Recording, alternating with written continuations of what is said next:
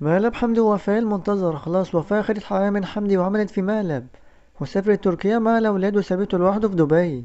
طبعا كلنا فاكرين سلسلة المقالب اللي فاتت لما حمدي ووفاء سافروا لدبي وسابوا ندى لوحدها في تركيا، وبعدها اكتشفنا ان المقلب اساسا كان معمول في وفاء مش في ندى. وحمدي كان وعد جمهوره في الجزء الاخير من المقلب اللي عمله في وفاء ان المقلب لو وصل ل200 الف لايك هينزلوا سلسلة مقالب جديدة.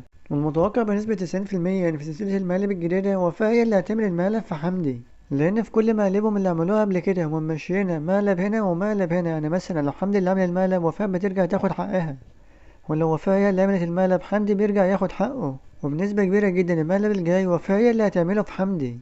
ومهما كانت مقالبهم حقيقية ولا فيك جمهورهم مش بيفرق معاه، لأن هما بيتفرجوا عليهم لأن هما بيحبوهم هما ذات نفسهم مش علشان مقالبهم.